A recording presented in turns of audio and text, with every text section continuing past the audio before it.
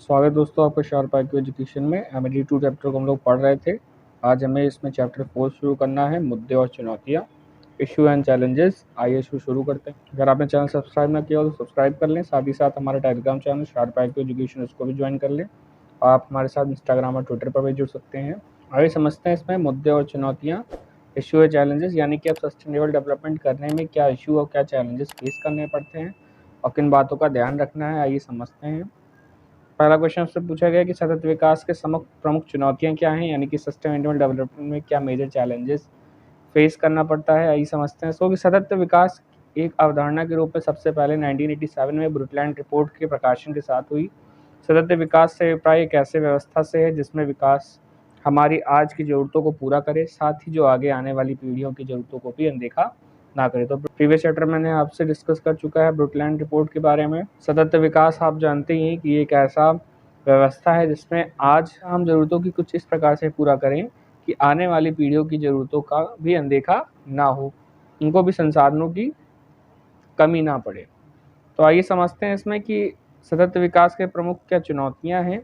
पहला है मात्रा से गुणात्मक की ओर, अर्थात ऐसी लेखा तकनीक विकसित की जाए जिसमें प्राकृतिक संपदा अर्थात वनस्पति और पशु पक्षियों के मूल को भी मापा जाए, यानी कि वनस्पति जिनका दोहन हो रहा है उससे जितना हानि हुई है, किस प्रकार की हानि हुई है, उसको मात्रात्मक रूप में या पैसे के रूप में मापा जाए, जिससे जो दोहन करने वाला है उसको इसका खामियाजा भुगतना पड़े, या फिर उसके सामने एक ठोस रिपोर्ट पेश की जा सके कि इतनी जो है खपत हुई है, इतनी मात्रा की लॉस हुआ है।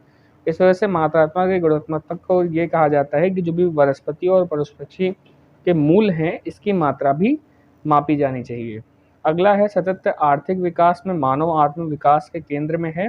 यह मानवता तथा प्रकृति के मध्य यह सहजीवन को प्रोत्साहित करता है। प्रभुत्वशाली औद्योगिक प्रणाली द्वारा मानव मानसिक रूप से गुलाम ही रहता है और भौतिक निर्भरता इसकी बढ़ती जाती है, जिसके स्वास्थ्य पर हानिकारक प्रभाव पड़ता है। सृजनशीलता व सरलता का ह्रास होता है। तो जो प्रभुत्वशाली औद्योगिक प्रणाली है, यानी कि जो इंडस्ट्रियल सिस्टम है, इसमें मानव एक गुलाम की तरह काम करता है। इसमें जो उनके वर्कर्स होते हैं उनको गुलामी की तरह रखते हैं, उनसे कार्य करवाते हैं, जिससे जो डिपेंडेंस है वो बढ़ती जाती है इन पर। और साथ ही साथ जो कार्य करने वाले वर्कर्स होते हैं उन पर स्वास्थ्य पे इनका गलत प्रभाव पड़ता है। उनकी जो क्रिएटिविटी है और इंजीनियरिटी है इसका बुरा प्रभाव पड़ता है इनके ऊपर। तो यह एक चैलेंज है सस्टेनेबल डेवलपमेंट के ऊपर।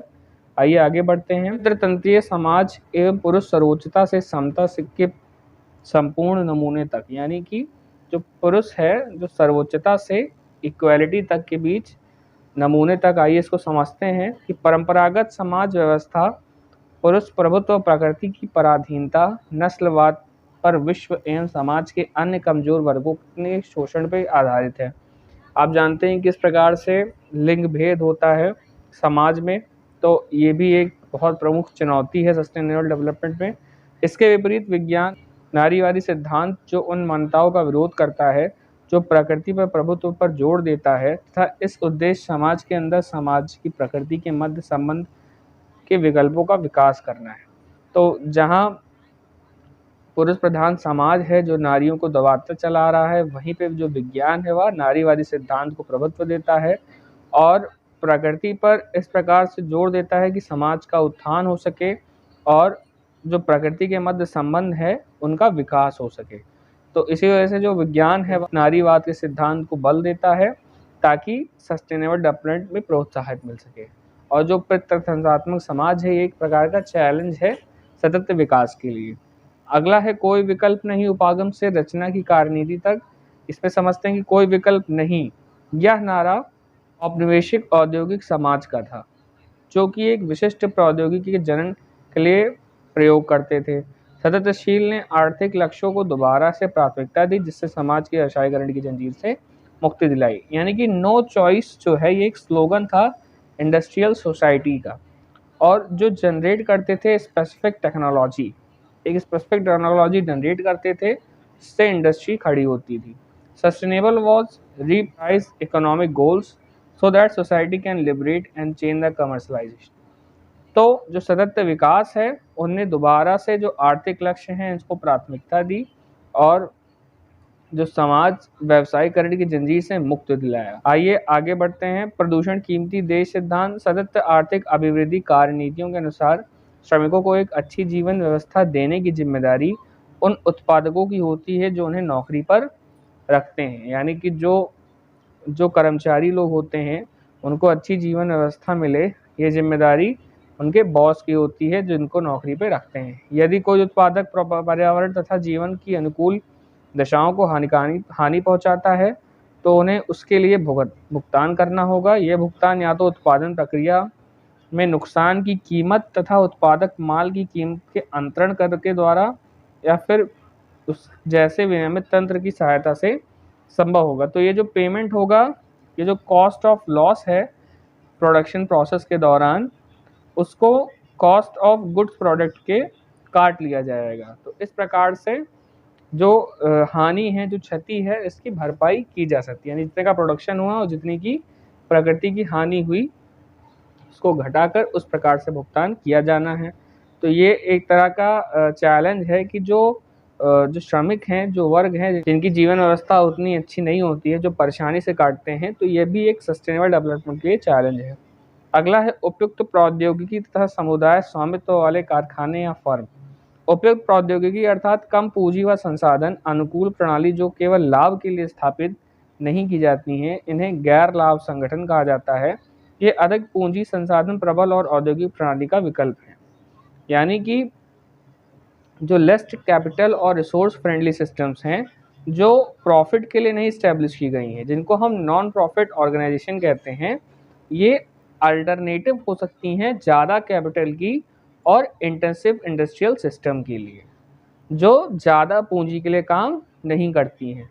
अब जैसे कि नॉन प्रॉफिटेबल ऑर्गेनाइजेशन, जैसे कि आपके जो सरकारी फर्म्स हैं, ये सब हो गई, ये गैर लाभ संगठन होती हैं, इनको ज़्यादा प्रॉफिट पर काम नहीं पड़ती, तो इसलिए ज़्यादा शोषण नहीं करती हैं उनके वर्कर्स का। तो ये भी एक विकल्प हो सकता है। आइए आगे बढ़ते हैं। आर्थिक अभिवृद्धि कार्यक्रम में सतत विकास को कैसे शामिल किया जा सकता है। How is sustainable development include in the economic growth programmes. आइए समझते हैं कि अब हम जो आर्थिक अभिवृद्धि कार्यक्रम है इसको सतत विकास में कैसे शामिल कर सकते हैं। यानी कि जो इकोनॉमिक ग्रोथ है, एक सस्टेनेबल डेवलपमेंट करते हुए इसको कैसे इंक्लूड कर सकते हैं।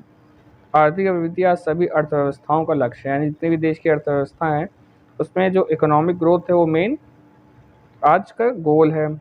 प्रगति को मापने के लिए सर्वप्रथम आर्थिक अभिवृद्धि को मापा जाता है, किंतु आज केवल हम आर्थिक अभिवृद्धि के पीछे नहीं भाग सकते, हमें सततशीलता को भी ध्यान रखना होगा। यानी कि हम अत्यधिक दोहन के साथ खाली इकोनॉमिक ग्रोथ को ही नहीं ध्यान रख सकते, सस्टेनेबल डेवलपमेंट को भी हमें ध्यान रखना होगा।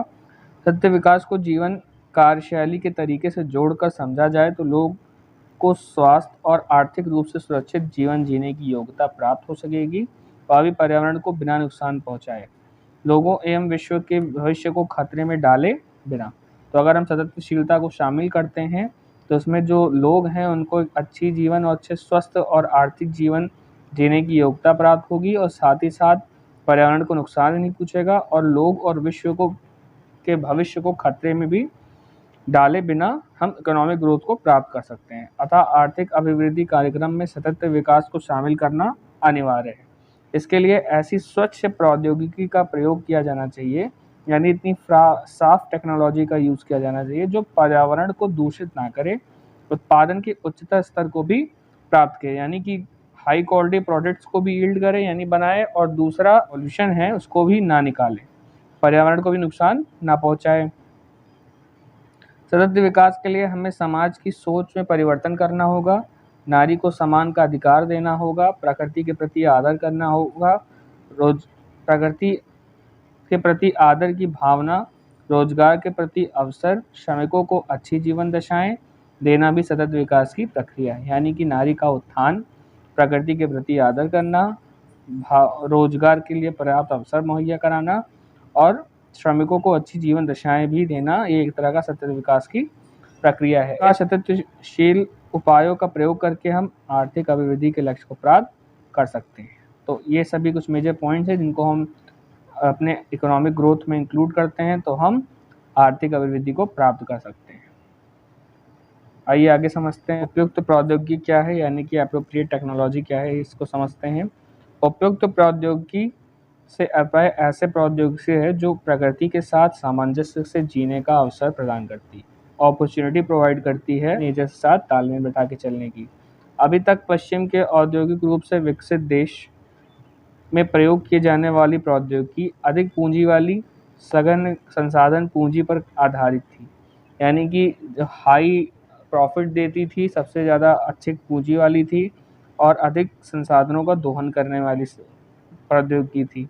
उपयुक्त प्रौद्योगिकी ऐसी प्रौद्योगिकी का विकल्प है जिसका उद्देश्य बिना विनाश किए विकास की ओर अग्रसर होना है।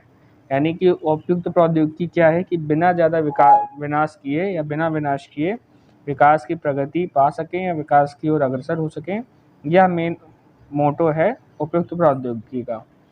उपयुक्त प्रौद्योगिकी लुप्त होते परंपरागत कुटीर उद्योग की जीवनदायिनी है, यानी कि जो उपयुक्त प्रौद्योगिकी है वो लुप्त होती हुई जो परंपरागत कुटीर उद्योग है उसकी एक जीवनदायिनी के रूप में है। यानी कि पहले के समय कुटीर उद्योग होते थे, छोटे छोटे उद्योग होते थे जो हाथ से बने कार्य करते थे, हाथ से बनी हुई चीज़ें बनाते थे।